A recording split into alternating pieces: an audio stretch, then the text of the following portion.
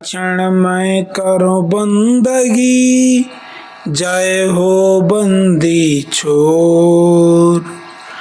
दुख छूटन हित साधु ही, ज्ञान प्रगट करि दीन। धर्म रचो जग साधु ही, रक्षा धर्म की कीन। बोलिए श्री सद्गुरुदेव की, संत समाज की, भक्त समाज की। वर्तमान की अवस्था को मैं समझ सकता हूँ। आप बहुधा बाल पके हुए बुजुर्ग हैं, इसलिए जोर से आप लोग जयकारा लगाएं, ये कहने के लिए भी मैं हिचक रहा हूँ, न मालूम ये उम्र में क्या हो जाए। बोलिए सद्गुरुदेव की। हालांकि मैं हूँ पहली दफा, ये गांव शायद छोटा होगा क्योंकि बहुत सारे कम लोग दिखाई दे रहे हैं, या ये पहला सत्र हो इसलिए भी हो। फिर भी हम लोग प्रेम से जयकारा तो कर ही सकते हैं। बोलिए सद्गुरुदेव की, संत समाज की, भक्त समाज की, सत्संग में आने वालों की, न आने वालों की। धीरे धीरे आएंगे। इस 2 दिवसीय कार्यक्रम दर्रा जिले के इस अरसनारा गांव, कोई बात नहीं, वहाँ तक मेरी आवाज़ शायद पहुँच पाएगी। तो यह अरसनारा के इस पावन भूमि पर 2 दिवसीय सत्संग है और यह पहले सत्र का, पहले दिवस का पहला सत्र है। इस कार्यक्रम के मुख्य प्रवक्ता बाराबंकी से पधारे हुए पूज्य गुरुदेव संत श्री निष्ठा साहिब जी, परम पूज्य संत श्री क्षेमेंद्र साहिब जी, पूज्य श्री विजय साहिब जी, अर्चनीय वंदनीय संत समाज, सत्संग प्रेमी देवियों देवताओं एवं माताओं। जो मैं बोल रहा हूँ आप लोग सुन पा रही हैं, है ना? थोड़ा मैं अपना वोल्टेज बढ़ाने का प्रयास करता हूँ। हालांकि मेरी एम्पलीफायर में उतना भी ज़्यादा दम नहीं है, परंतु इतना भी कम नहीं कि आप लोग तक बात पहुँच ही न सके, इतना भी कम तो नहीं है।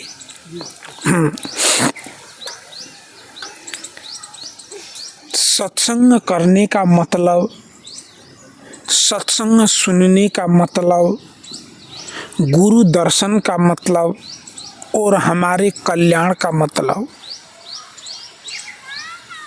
इस छोटी छोटी बिंदुओं पर आप और हम लोग चर्चा करेंगे। आध्यात्मिक जगत में मेरा कल्याण, जो मेरी साधना है, जो मेरा हृदय का निश्चल भाव है, जो मेरा निष्कपटता है, और जितना मैं अपने आप को अंदर से ईमानदार रख सकता हूँ, तो मेरा कल्याण तय है। ध्यान दीजिएगा, अगर इसको मैं साहित्यिक ढंग से रखता हूँ, जो कुछ भी मैं आपके सामने बोल रहा हूँ या कह रहा हूँ, वो बोलने की नैतिकता मेरे पास है, तो मैं अपने साधना के पथ पर चल रहा हूँ। अब इसका मतलब क्या हुआ? जैसे मैं खाने में बहुत ही लालची हूँ, लोलुप हूँ, और मैं कहूँ कि निर्लोभता ऐसी की जाए, इस ढंग से लोभ को बस में किया जाए, तो उस पर ये मेरा बोलने का नैतिक अधिकार नहीं होगा। इसीलिए 2 शब्द हैं, एक होता है अनाधिकार चेष्टा, दूसरा होता है साधिकार चेष्टा। अनाधिकार चेष्टा जिसका कोई हमें रत्ती अनुभव ही नहीं, उससे हम गुजरे ही नहीं, उस चीज पर हक जमाना। जैसे अमेरिका में लोग कितने तकलीफ से जूझे हैं, मैं वहाँ गया नहीं हूँ, अगर वहाँ जाकर के आया हुआ जैसा मैं बोलता हूँ तो ये अनाधिकार चेष्टा है। मैं जहाँ से आया हूँ वहाँ की बात करूँ, ये साधिकारोक्ति चेष्टा है। अब आप और हम सत्संग समिति वाले इस सत्संग को करा रहे हैं, तो आप और हमको ये समझना बहुत जरूरी है। एक होता है सत्संग श्रवण, दूसरा होता है गुरु दर्शन। सत्संग श्रवण और गुरु दर्शन में मेन प्रोडक्ट सत्संग नहीं है, मेन प्रोडक्ट गुरु दर्शन है। गुरु दर्शन के बाद सत्संग बाई प्रोडक्ट है। जैसे आप गुरुजनों को देखते होंगे, उनके सामने पहुंचते ही चित्त वृत्ति शांत हो, चित्त एकाकार हो, नहीं कुछ देर और इनके साथ रहा जाए, इनकी बातें सुन लिया जाए, इनका संगत की जाए, तो इसको कहते हैं सानिध्य लाभ। सानिध्य लाभ के बिना ज्ञान जीवन में घटित नहीं होता है। जो ज्ञान फिर घटित होता है वो सानिध्य के लाभ के बल से जो घटा हुआ होता है, फिर उसमें अगले व्यक्ति को उन समाज में उन व्यक्तियों के ऊपर भी उसी तरीके से सानिध्य लाभ करने की महसूस लोग करेंगे। आप में से गांव में यहाँ जो जितने भी बूढ़े बुजुर्ग होंगे, जो सुलझे हुए, दूसरों की बातों को लेकर ज्यादा न उछलने वाले, अपनी पीड़ा को एकदम से न कहने वाले, दूसरों को कड़ी बात कहने से पूर्व सोचने वाले, ऐसे जो बुजुर्ग होते हैं, उनके आसपास बैठते ही आप लोगों को लगता है कि कुछ हमें मिल रहा है। अच्छा, अब कुछ धनी घरों की बात कर लेते हैं, अमीर घर। वहां के बूढ़े बुजुर्ग अगर सुखी हैं, खुश हैं, तो देख लीजिएगा, तो उस घर की खुशी, उस घर की समृद्धता के चलते वे खुश नहीं हैं। अगर उस संपन्नता में भी वे खुश हैं तो अपने ज्ञान, विचार, सद्गुणों के चलते सुखी हैं। और ये बात हम जिंदगी में जितना जल्दी समझ लें, हम उसी तरफ कार्य करने के लिए अग्रसर होंगे। वर्तमान समाज में एक अच्छे लोगों की तलाश हर कोई कर रहा है। पति हो, पत्नी हो, पड़ोसी हो, दोस्त हो, मित्र हो, सामाजिक सेवा करने वाले हो, साधु हो, संत हो, सबको एक अच्छे आदमी की तलाश है। उसके पीछे अलग लोगों के नाम चिपकाए जा सकते हैं, उनको भगत कहिए, मित्र कहिए, और जो कुछ कहिए, पड़ोसी कहिए, कुछ भी। परंतु हमें गुरुजनों की सानिध्यता से इतनी बात समझ में आ जाए, जीवन की जो अच्छाइयां हम धारण करते हैं वो भी गुरु का सानिध्य ही है।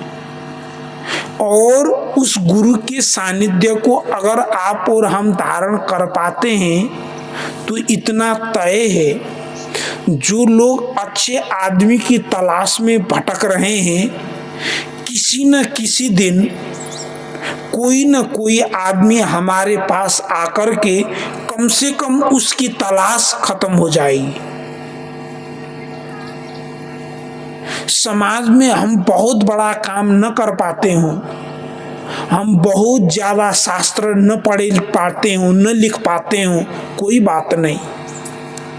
शरीर से कमजोर हैं, बहुत ज्यादा सेवा भी न कर पाते हों, परंतु हमारे भाव में दरिद्रता होगा, हमारे विचारों में संकीर्णता होगा और हमारे चिंतन में उदात्तता नहीं रहेगा, तो वहां पर प्रगति का कोई गुंजाइश ही नहीं।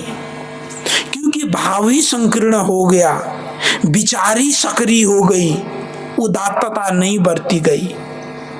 किसी की कुछ अच्छाइयों को देखकर हम खिल न पावे तो ये हमारी दरिद्रता है।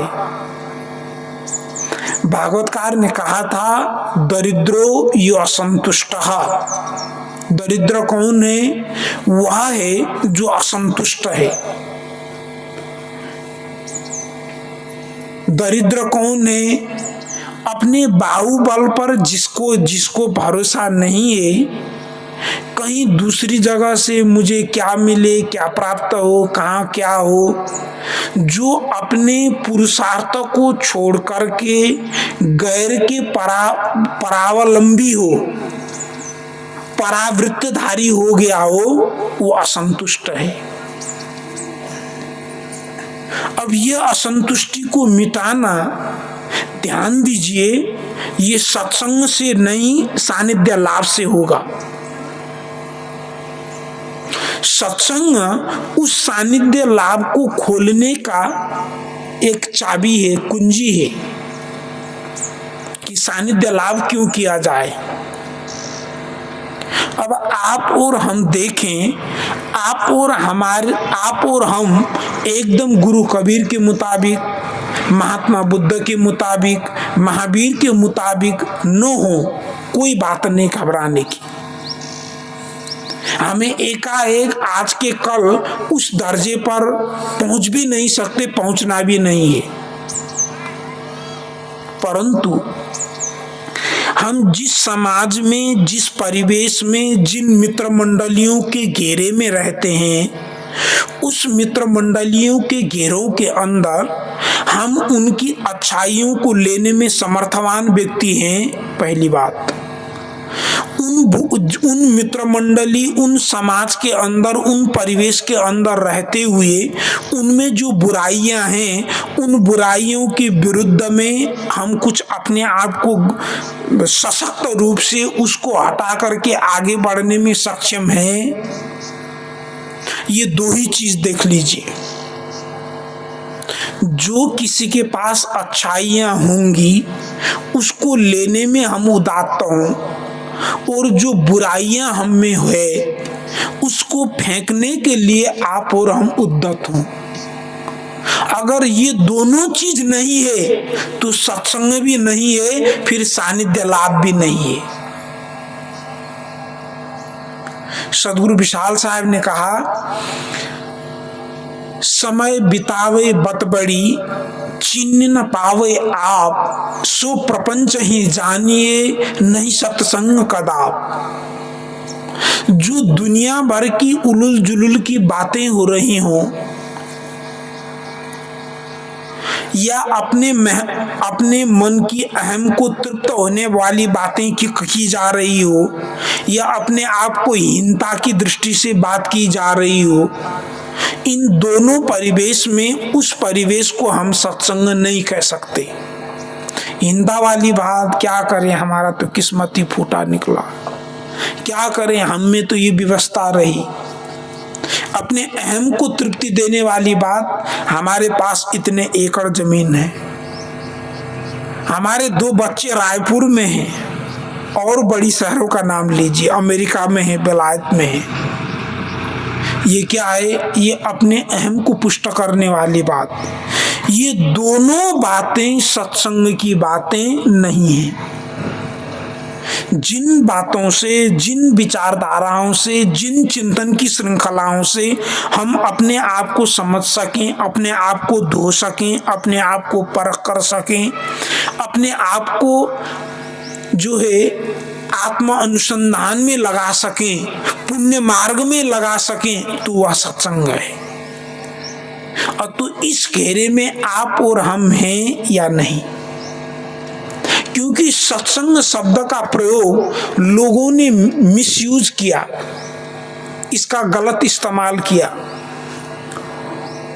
4 दारूबाज इकट्ठे होते हैं और कहते हैं गुरु सत्संग शुरू करें, तो ढक्कन खोल रहे हैं, सत्संग की कोई चर्चा नहीं हो रही है। 4-5 लोग इकट्ठे हुए और बोले गुरु सत्संग शुरू करें, तो वो पत्ता खेल रहे हैं। बात पत्ते की आई गई है, तो मैं थोड़ा सा इधर खिसकूं थोड़ी देर के लिए। इस संसार में जितने भी खेल हैं, सबसे वाहियात, सबसे बेकार और खराब खेल है पत्ता। आप लोगों को चोट लगा हो तो समझ लिएगा, मैं चोट देना नहीं चाहता हूं, क्योंकि उसकी हकीकत बयां कर रहा हूं। क्यों? इसीलिए क्योंकि पत्ता एक ऐसा खेल है जिसमें सारे लोग मिलकर के एक दूसरे का जूठन चाटते हैं। आई बात समझ में? एकदम से चाटा, फिर ने खींचा, दूसरे ने फिर स्वाद से चाटा, जैसे बहुत ही हरी मिर्च वाली चटनी हो। तीसरे ने भी चाटा, चौथे ने भी छक के चाटा। और कभी पत्ते खेलते खेलते जब वो पत्ते पसंद के नहीं आते हैं, तो उस पर लोग थूकते हैं, फिर उस थूक को मिला लेते हैं ऊपर नीचे। अब उस थूक को कुछ देरों के बाद पत्ते खेलने वाले पत्ते को चूमते भी हैं। देखिए तो वो कौन सा खेल? एक दूसरे का जूठन खा रहे हैं, खिला रहे हैं, इसको खेल समझ रखा है। और देखिए लोगों का ये हरकत, और इस खेल को कह रहे हैं गुरु सत्संग करें। जो चोरू चक्के लोग होते हैं, जहां पर ये चोरी करते हैं, वो इनके लिए सत्संग शब्द का इस्तेमाल करते हैं। आज रात सत्संग करें, मतलब वो अपना काम को इंतजाम तो वो चोरी करने जा रहे हैं। देखिए तो अब आप और हम सत्संग कर रहे हैं, तो इसका सीधा मतलब इन सब चीजों से परे तो है ही, और इन सब चीजों को हटाते हुए आगे बढ़ने की चीज है।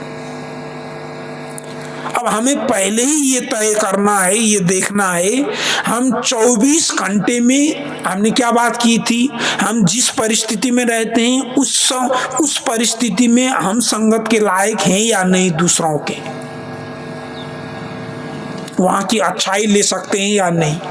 और दूसरी चीज, बुराइयों को अगर हम समझते हैं तो उसको छोड़ने के लिए उत्सुक या तत्पर हैं या नहीं। अब इसको प्रैक्टिकली समझते हैं। आप दिन भर में जो चीज खाते हैं वो आपके घर के छोटे बच्चे, नन्हे मुन्ने, लाडले लाडली, उनको खिला सकते हैं। अगर नहीं सकते हैं तो आंख बंद करके यकीन मान के 10-10 अंगुल से ये अंगूठा लगा करके कहिए आप कुसंग में हैं। अब आप बोतल पीते हैं, गुटखा खाते हैं, सिगरेट पीते हैं, कुछ भी करते हैं, बहुत लंबा लिस्ट में गिनाना नहीं चाहता हूं। अगर वह चीज, वह भोजन उस परिवार में आप बांट नहीं सकते, तो वह सत्संग हो ही नहीं सकता। इसलिए हमारे महापुरुषों ने क्या कहा, सज्जनानाम संगः सत्संगः, सज्जनों का संगत। अब सज्जन कौन होगा? तो सज्जन वे होंगे जो इन बुराइयों को छोड़ करके सत्य न्याय नीति से अपना जीवन यापन कर रहे हैं, वही संत पुरुष हैं। इस इसके लिए कोई विशेष सर्टिफिकेट विशेष की आवश्यकता नहीं, मंत्र विशेष की जरूरत नहीं, माला विशेष की जरूरत नहीं, तिलक विशेष की जरूरत नहीं, आराधना विशेष की जरूरत नहीं। बस अपनी जीवनचर्या को आप और हमें टटोलना है। अब ध्यान दीजिए, यहां लिखा है सत्संग, 2 दिवसीय सत्संग समारोह। 2 दिवसीय राम कथा लिखा जा सकता था, 2 दिवसीय कबीर कथा लिखा जा सकता था, 2 दिवसीय कृष्ण कथा लिखा जा सकता था। अब कथा और सत्संग में जो मूल रूप से अंतर है, कथा किसी की जीवन चरित्र दर्शनों पर आधारित चीजें रहेंगी। वर्ण विषय जो होगा, जो अन्य का होगा, बाहर का होगा। जैसे दर्शनों के गहरे चिंतनों पर हम विशद विवेचन दें तो वो हमारे व्यवहारिकता को छू भी सकती है, नहीं भी छू सकती है। जैसे दार्शनिक विवादों का समीकरण हम करें, द्वैतवाद, अद्वैतवाद, विशिष्टाद्वैतवाद, शुद्धाद्वैतवाद, पारखवाद, जड़चेतनवाद, जड़वाद, तो ये हमारे जीवन को छू भी सकते हैं, नहीं भी छू सकते हैं, क्योंकि वर्ण विषय दूसरा रहेगा। परंतु जब सत्संग की बातें होती हैं, फिर उसमें वर्ण विषय मतलब जिस चीज का वर्णन किया जाएगा, व्याख्या की जाएगी, बतलाई जाएगी, वह विषय हमारे जीवन धारा से अलग हो ही नहीं सकता। इसलिए इसको सत्संग कहा जाता है। इसीलिए इसमें धरातलीय रूप से सारे तथ्यों का विवेचन किया जाता है, क्योंकि गुरु कबीर की पारख परंपरा है। इसलिए यहाँ आपको लालच और भय भी नहीं है। लालच स्वर्ग का, किसी धाम विशेष का, लोक विशेष का लालच नहीं है। भय किसी नरक विशेष का, किसी पाप कुंड से गुजरना होगा, इसका भय भी नहीं है।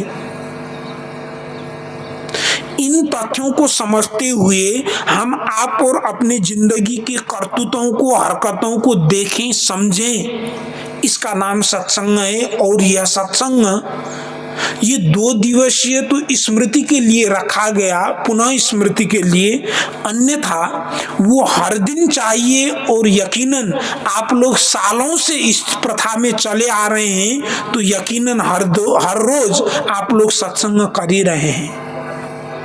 अब जो चीज हम खाते हैं, जैसा हम संगत करते हैं, वह संगत, वह चीज सबके बीच में बांटने योग्य न हो तो हम कौन हैं? कुसंगी हैं।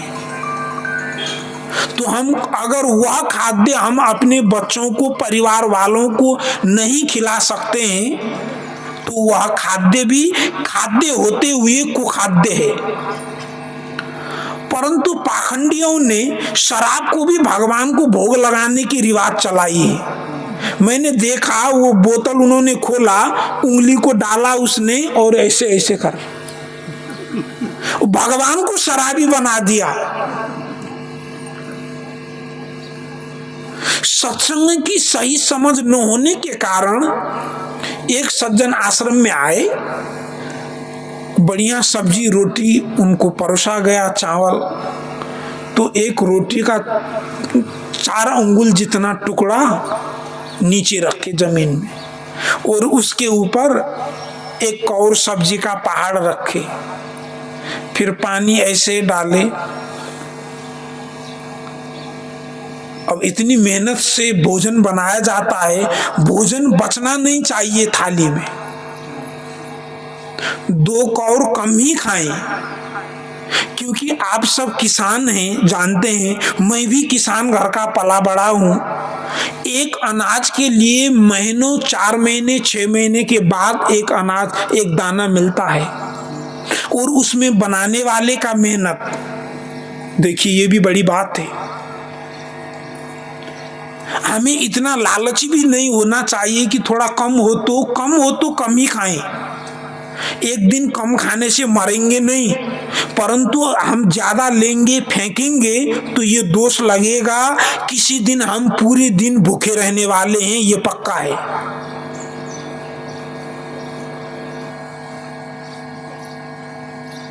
इधर आते हैं कुखाद्य। तो खाद्य वह है जो हम खिला सकें, खा सकें। अब वो नहीं खा सकते हैं तो वो कुखाद्य है। अब वो कुखाद्य भगवान को चढ़ा रहे हैं। उन्होंने रोटी सब्जी रखा, अब वो जमीन में रखा है तो जाहिर सी बात है उठा करके तो खाया नहीं जाएगा, वो तो चली गई। फिर मैंने पूछा ये क्या कर रहे हैं? उन्होंने कहा ये मैं भगवान को भोग लगा रहा हूं। बड़े गजब के हैं आप खाएं थाली में, भगवान को जमीन में, ये कोई न्याय की बात हुई? फिर वो अवाक रह गए। मैंने कहा देखिए आपको इस तरह करने की जरूरत नहीं, हम लोग पकाते ही भगवान को भोग लगाते हैं, निश्चिंत रहें। क्योंकि पुराने जमाने में जब ऋषि मुनि लोग कंदमूल खाते थे, उस समय डाइनिंग टेबल तो नहीं होता था, तो जो है पतरी पर खाते थे। तो पतरी पर कंदमूल खाते वक्त चींटियां लगती थी, तो वो चींटियां न लगे इसके लिए पानी का एक सर्कल बनाते थे। क्योंकि जो छोटी चींटियां हैं, जो चींटियां वो पानी का जो रेख है उसको लांग करके नहीं आ सकती, और उस रेख के बाहर एक छोटा सा टुकड़ा रखते थे ताकि और चींटियां उसमें लग जाएं। अब ये बात न समझ करके शराब पिलाने वालों ने शराब पिलाई, चाय पिलाने वालों ने चाय पिलाई, जो है कॉफी पिलाने वालों ने कॉफी पिलाई, और ये hard soft drinks, cold drinks, Sprite, Mirinda, Fanta, ये पीने वाले लोगों ने भगवान को ये पिलाए। ये जाहिर सी बात है इन लोगों को भगवान को क्या होगा इसका चिंता कम है, अपना न छूटे इसकी चिंता ज्यादा है। इधर मध्य प्रदेश की बात है शायद, एक पुजारी जी थे, वो गर्मी के दिनों में ठाकुर जी को शरबत का भोग लगाते थे। एकदम जो है मार्च जून की गर्मी में। तो 2-3 दिनों से उन्होंने दोपहर की भोग में चाय पिलाई। तो आने वाले भक्तों ने कहा भाई भगवान की भोग में चाय क्यों पिला रहे हो? तो पुजारी ने कहा हमें सर्दी लगी हुई है, हम शरबत नहीं पी सकते, क्योंकि भगवान को चढ़ाने के बाद पीना तो हमको है। इस बातों को समझ लीजिए। मेरा कहने का मतलब यह है हमारे जो कर्म अगर शुद्ध सही नहीं होंगे ना, तो उपासना पद्धति में भी विकृत आना तय है। चाहे जिस प्रकार की उपासना करते हो, और ध्यान दीजिए उपासना करना बहुत ही जरूरी है। चाहे वो सत्संग में आने की उनके पास अकल ही न हो, अगर सुबेरे उठ करके एक लोटा पानी वो पेड़ में डालते हैं, कुछ करते हैं, तो यकीनन किसी न किसी दिन सदगुरु कबीर साहब की शरण में वो आ ही जाएंगे। इसलिए उपासनाओं का कभी भी खंडन नहीं करना चाहिए। जिस प्रकार का उपासना करे वो जरूरी है। अरे वो कुछ तो करते हैं। एक कवि ने कहा है कुछ नहीं तो कुछ किया कर, अगर कुछ नहीं तो पायजामा फाड़ कर सिया कर। मतलब कुछ न कुछ करते रहें। घटम भिंदात पटम छिंद्यात, और कुछ नहीं तो मटके को फोड़ दो, कपड़े को फाड़ो, कुछ तो करो, यूं ही निठल्ले मत रहो। कहने का मतलब तो तो मैं निवेदन कर रहा था, व्यक्ति के खराब होने से हमारे उपासना पद्धति, हमारे मान्य ग्रंथ, हमारे प्रचलित अवधारणा सारे के सारे खराब हो जाते हैं केवल व्यक्ति के खराब होने से। और यहाँ पर ये सभा, ये चर्चा, व्यक्ति आप और हम किस प्रकार ठीक व्यक्ति हो सकते हैं, सही व्यक्ति बन सकते हैं, इसके लिए ये चर्चा है।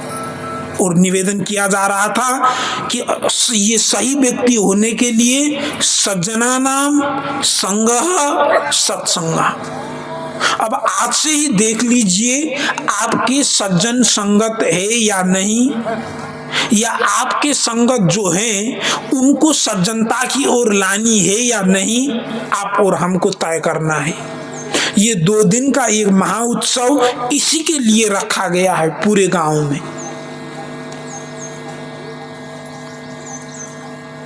अब ध्यान देने योग्य बातें हैं।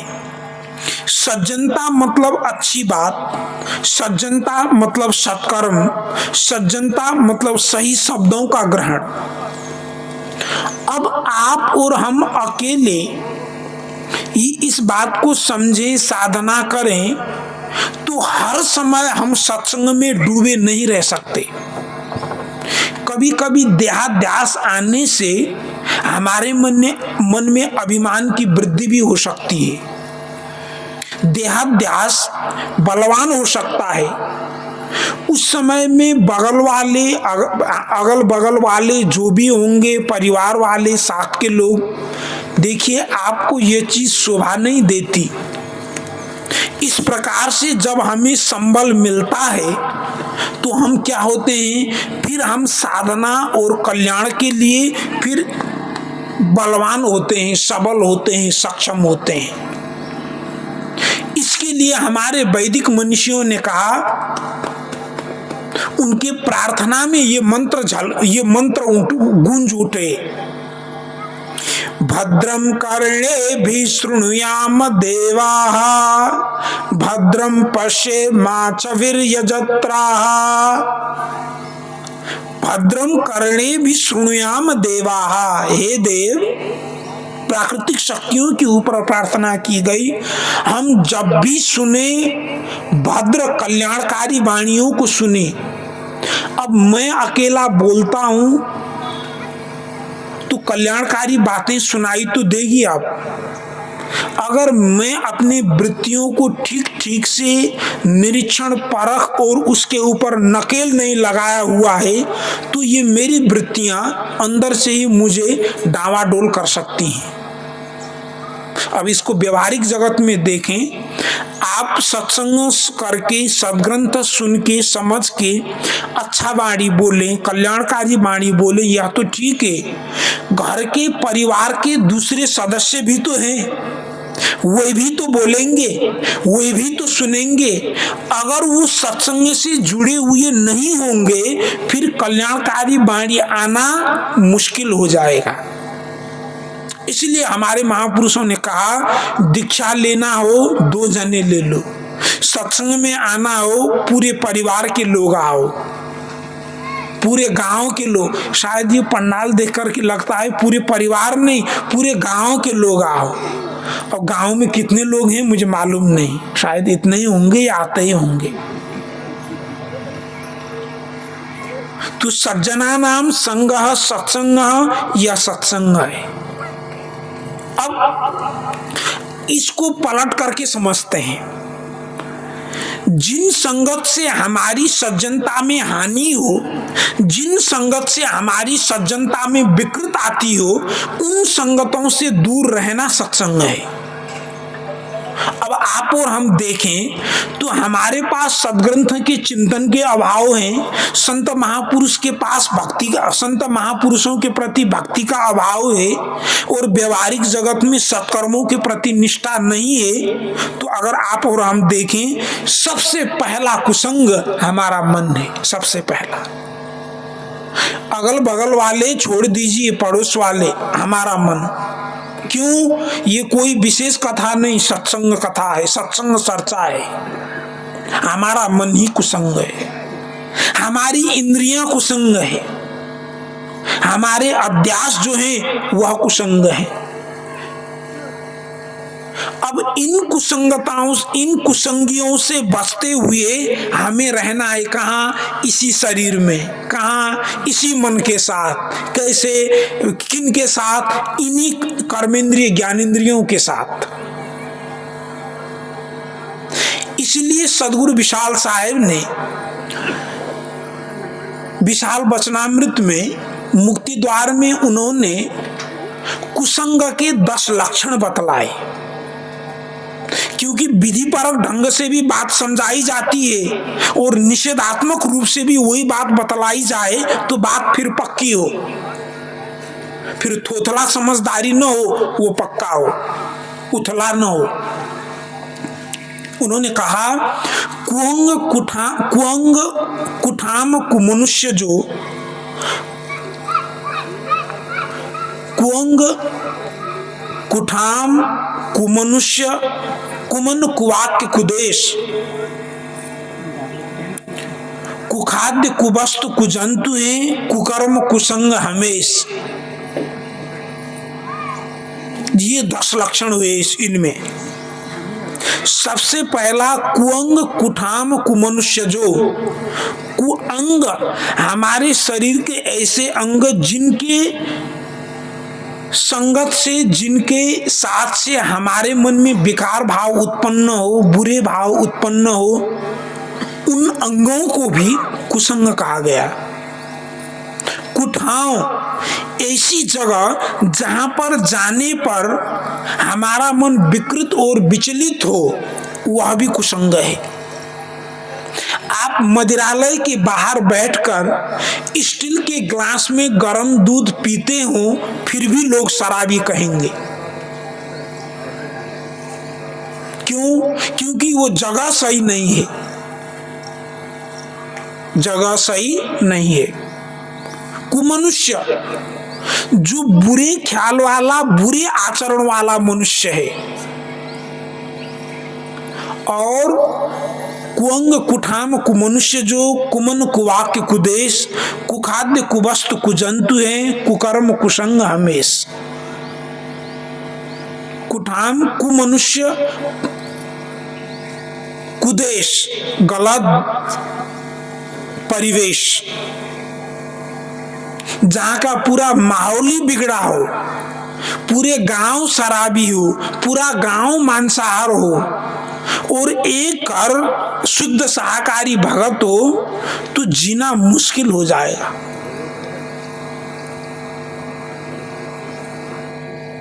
मुश्किल हो जाएगा। इसलिए रामायण में विभीषण की निष्ठा देख करके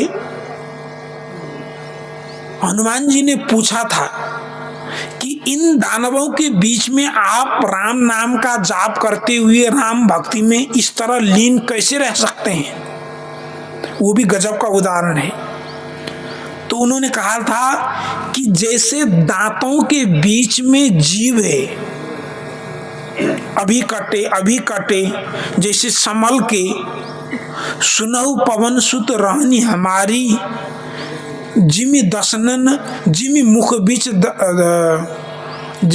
दसनन रहारी, जैसे दांतों के बीच में जीव रहती है,